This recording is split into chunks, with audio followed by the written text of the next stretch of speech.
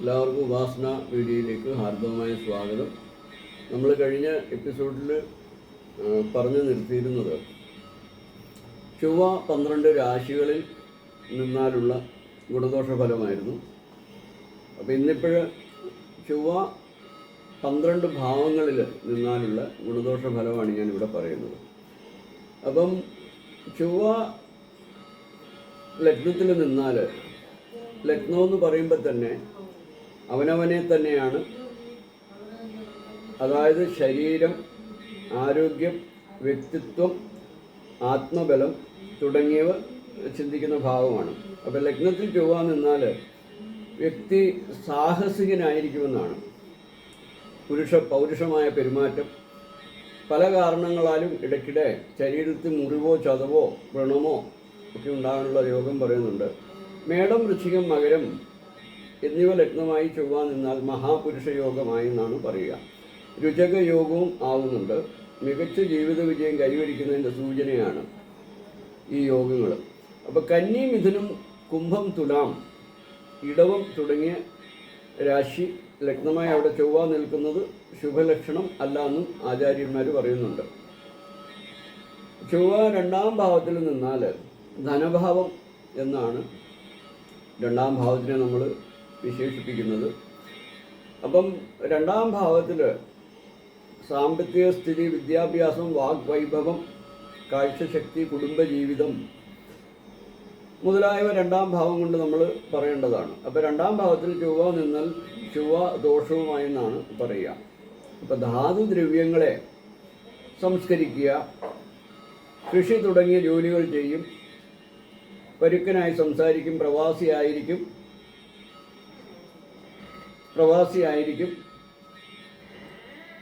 എപ്പോഴും ഗർഭിഷ്ഠനായിരിക്കും.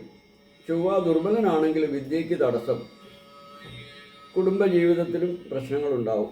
പരക്കം നിന്ദിക്കപ്പെട്ട അന്നം കഴിക്കുന്നവരാകുമെന്നാണ് ആചാര പ്രമാണം. അപ്പം ഇവിടെ ചൊവ്വ ബലവാനാണെങ്കിൽ തർക്കശാസ്ത്രജ്ഞ ജ്ഞാനം ഉണ്ടാവും. ധനികനും സംതൃപ്തനുമായ ദാമ്പത്യ ജീവിതം തന്നെ നയിക്കും. ചൊവ്വ 3ാം ഭാവത്തിൽ നിന്നാൽ, 3ാം ഭാവം നമ്മൾ ഭ്രാതൃഭാവം എന്നാണ് പറയുക. അപ്പോൾ ഭ്രാതൃകാരകൻ തന്നെ ചൊവ്വയാണ്. അപ്പം ഈ 3ാം ഭാവത്തിൽ ചൊവ്വ നിൽക്കുന്ന വ്യക്തി അതിപരാക്രമിയായിരിക്കും, സാഹസികനായിരിക്കും, ബുദ്ധിമാൻ, യുദ്ധനിപുണൻ, ഗുണനിധി, കീർത്തിമാൻ, ധനവാനും, സകലതും തികഞ്ഞവൻ എന്നിങ്ങനെ ആചാര്യർ പറയുന്നുണ്ട്. 3ാം ഇടം സഹോദരഭാവമാണെന്ന് ഞാൻ പറഞ്ഞു. ചൊവ്വയാകട്ടെ ഭ്രാതൃകാരകനും. കാരകൻ ഭാവത്തിൽ സ്ഥിതി ചെയ്യുന്നത് ഭാവത്തിന് ദോഷകരമാകുന്നു. ആകയാൽ 3ാം ഭാവത്തിലെ ചൊവ്വയുടെ സ്ഥിതി സഹോദരന് ദോഷം ചെയ്യുമെന്ന് പറയപ്പെടുന്നു. ചൊവ്വ 4ാം ഭാവത്തിൽ നിന്നാൽ, 4ാം ഭാവം നമ്മൾ വളരെ പ്രധാനപ്പെട്ട ഭാവമാണ്.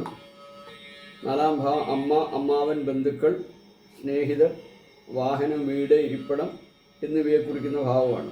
അപ്പോൾ 4ാം ഭാവം മകരം, വൃശ്ചികം, മേടം എന്നീ രാശികളായി അവിടെ ചൊവ്വ നിന്നാൽ ശ്രേഷ്ഠമാണെന്നാണ് പറയുക. രുചക രാജയോഗം സംഭവിക്കുമെന്ന് പറയുന്നുണ്ട്. അങ്ങനെ നിൽക്കുകയാണെങ്കിൽ മറ്റു രാശികൾ 4ാം ഭാവമായ കൂട്ടുകാരിൽ നിന്നും വാഹനങ്ങളിൽ നിന്നും ദോഷമുണ്ടാകുക, സ്നേഹഭംഗം വരിക, അമ്മയ്ക്ക് ക്ലേശം വരിക, ഗ്രഹത്തിൽ സ്വസ്ഥത ഉണ്ടായിരിക്കില്ല ഇങ്ങനെയുള്ള ആൾക്കാർക്ക്. ഭൂമി സംബന്ധിച്ച് വ്യവഹാരങ്ങളൊക്കെ ഉണ്ടാവും. അപ്പം 4ാം ഭാവത്തിൽ ചൊവ്വ നിന്നാൽ ചൊവ്വ ദോഷവും ആയി എന്ന് ആചാര്യം പറയുന്നുണ്ട്. ചൊവ്വ 5ാം ഭാവത്തിൽ നിന്നാൽ പുത്രസ്ഥാനമാണ്, സന്താനഭാവമാണ് 5ാം ഭാവം. ചൊവ്വ 5ാം ഭാവത്തിൽ സ്ഥിതി ചെയ്യുന്നത് പുത്രനാശത്തിന് കാരണമാകുമെന്ന് ആചാര്യന്മാർ പറയുന്നുണ്ട്. അതും പ്രത്യേകിച്ചും ചൊവ്വ ദുർബലനാണെങ്കിൽ ക്രൂരനായിരിക്കുക, ചഞ്ചലചിത്തനായിരിക്കും, ആചാരങ്ങൾ അനുഷ്ഠിക്കാത്തവരാകും, വിധർമ്മി എന്നൊക്കെയാണ് ആചാര്യന്മാർ പറയുക. 5ലെ ചൊവ്വ ദാരിദ്ര്യത്തിന് കാരണമൊരുക്കുമെന്നും പറയുന്നുണ്ട്. പൂർവ്വപുണ്യം സ്ഥാനം കൂടിയാണ്. പൂർവ്വപുണ്യത്തിനെ കൊണ്ട് നമ്മൾ 5ാം ഭാവത്തിനെ കൊണ്ടാണ് ജ്യോതിഷത്തിൽ നമ്മൾ ചർച്ച ചെയ്യുന്നത്. അപ്പോൾ ഇവിടെ പൂർവ്വപുണ്യ സ്ഥാനം കൂടിയാകുമ്പോൾ അവിടെ ചൊവ്വ നിന്നാൽ ജാതകൻ്റെ പൂർവികന്മാരാൽ ആചരിച്ചു വന്ന സുബ്രഹ്മണ്യ സ്വാമി, ഭദ്രകാളി, നരസിംഹം തുടങ്ങിയ ദുഷ്ടമൂർത്തികളെ ഉപാസിച്ചിരുന്നു എന്ന് നമ്മൾ ഫലം പറയും. അപ്പോൾ ചൊവ്വ 6-ാം ഭാവത്തിൽ നിന്നാൽ, പ്രത്യേകിച്ച് 6-ാം ഭാവം ശത്രുഭാവമാണ്, വ്യയഭാവമാണ്, കടം, ഇതൊക്കെ 6-ാം ഭാവം കൊണ്ടാണ് പറയുന്നത്. അപ്പോൾ ശൂരനായും ശത്രുക്കളെ ജയിക്കുന്നവനായും വരും എന്ന് വെച്ചാൽ അത് പാപനാണ്. അപ്പോൾ എപ്പോഴും വലിയ വിശപ്പോട് കൂടിയവരായിരിക്കും ഇവർ. യശസ്സും ബലവും ഉള്ള ആൾക്കാരായിട്ടും ഭവിക്കുന്നുണ്ട്. 6-ാം ഇടം ചൊവ്വയുടെ നീചരാശിയായ കർക്കിടമായി അവിടെ ചൊവ്വ സ്ഥിതി ചെയ്താൽ, അപ്പം ജാതകൻ്റെ ലഗ്നം കുംഭമാകണം. 6-ാം ഭാവം അങ്ങനെ വരണമെന്നുണ്ടെങ്കിൽ. അപ്പോൾ ജാതകൻ അംഗവൈകല്യത്തോടു കൂടിയവനായും യുദ്ധത്തിലോ കലഹത്തിലോ പെട്ട് മരിപ്പാൻ ഇടയുള്ളവനായും ഭവിക്കുമെന്ന് ഒരു ആചാര്യൻ പറയുന്നുണ്ട്. എന്നാൽ ചൊവ്വയുടെ ഉച്ചരാശിയായ മകരം 6-ാം ഭാവമായി അവിടെ ചൊവ്വ സ്ഥിതി ചെയ്താൽ, അപ്പോൾ ജാതകൻ്റെ ലഗ്നം ചിങ്ങമാണ്. ഏറ്റവും നല്ല പുത്രന്മാരും ധനവും സുഖവും ഒക്കെ പറയുന്നുണ്ട്. 3, 6, 10, 11 എന്നീ 4 ഭാവങ്ങളും നിൽക്കുമ്പോഴാണ് ജാതകന് ചൊവ്വ ഏറ്റവും ഹിതകാരിയാകുന്നത്. ചൊവ്വ 7-ാം ഭാവത്തിൽ നിന്നാൽ, 7-ാം ഭാവം എന്ന് പറയുമ്പോൾ നമ്മൾ കളത്രഭാവം, ദാമ്പത്യഭാവം ഒക്കെയാണ് പറയുന്നത്. ബിസിനസ്, പാർട്ട്ണർഷിപ്പ്, ഇതെല്ലാം 7-ാം ഭാവം കൊണ്ടാണ് നമ്മൾ ഫലം പറയുക. അപ്പം 7-ാം ഭാവത്തിൽ ചൊവ്വ നിന്നാൽ ജാതകൻ സ്ത്രീകൾ മൂലം ദുഃഖം അനുഭവിക്കുന്നവനായിരിക്കുന്നതാണ്. ചൊവ്വാദോഷം പൂർണ്ണമായി അനുഭവപ്പെടുന്നത് പുരുഷൻ്റെ 7-ാം ഭാവത്തിൽ, ജാതകത്തിൽ 7-ാം ഭാവത്തിലും സ്ത്രീക്ക് 7ഉം 8ഉം ഭാവത്തിലാണ്. അപ്പോൾ 8-ാം ഭാവത്തിലും ചൊവ്വ സ്ഥിതി ചെയ്യുമ്പോഴാണ് വൈവാഹിക ജീവിതത്തെ ശിഥിലമാക്കാൻ ഈ 7-ലെ ചൊവ്വ കാരണമാകുമെന്ന് ആചാര്യന്മാർ പ്രത്യേകം പറയുന്നുണ്ട്. ചൊവ്വ നീശം, ശത്രുശേഷം, മൗഢ്യം മുതലായവോടുകൂടി നിന്നാൽ, 7 നിന്നാൽ ഭാര്യാവിരഹമോ മരണമോ ഉണ്ടാകാനും യോഗം പറയുന്നുണ്ട്. ചൊവ്വയ്ക്ക് ബലമുണ്ടെങ്കിൽ ഭാര്യ മരണത്തിനോ വിരഹത്തിനോ കാരണമില്ലെന്നും ആചാര്യന്മാർ വ്യക്തമാക്കുന്നുണ്ട്. തന്നെത്താൻ അനർത്ഥങ്ങൾ ചെയ്ത് ജീവിക്കുന്ന, വിഷമിക്കുക, ശത്രുക്കളെ ഭയമുള്ളവനായിരിക്കുക, ഇങ്ങനെയൊക്കെയുള്ള വീക്ഷണങ്ങളാണ് ആചാര്യൻ പറയുന്നത്. ചൊവ്വ 8-ാം ഭാവത്തിൽ നിന്നാൽ, അഷ്ടമഭാവത്തിൽ നിൽക്കുന്ന ചൊവ്വ ജാതകനെ സംഘത്തിൻ്റെയോ അല്ലെ സമുദായത്തിൻ്റെയോ നേതാവൊക്കെ ആക്കും. എന്നുവെച്ചാൽ അഷ്ടമഭാവമാണ്, പാപനാണ്. അപ്പോൾ വസ്ത്രം, ആഭരണം ഇവകളിൽ താല്പര്യം ഇല്ലാത്തവനാകും.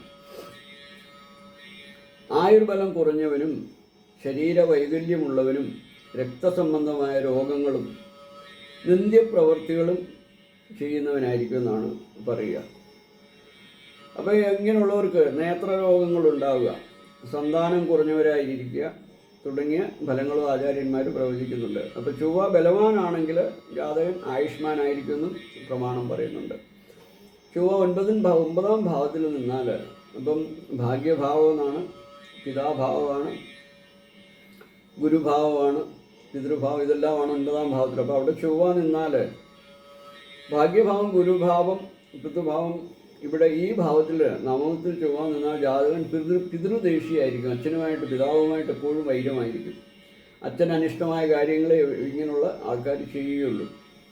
ഭാഗ്യകടാക്ഷം, ഗുരുത്വം എന്നിവ വേണ്ടത്ര ഇല്ലാത്തവനാകും. ധർമ്മേഘവാൻ എന്ന് വരാഹമീരം പറയുന്നുണ്ട്. അതിൻ്റെ അർത്ഥം പാപി എന്നാണ്. അപ്പം അതിൻ്റെ അങ്ങനെയുള്ള ഭാവത്തിൽ ചൊവ്വ വന്നാൽ അധികാരികളുടെ പ്രീതി,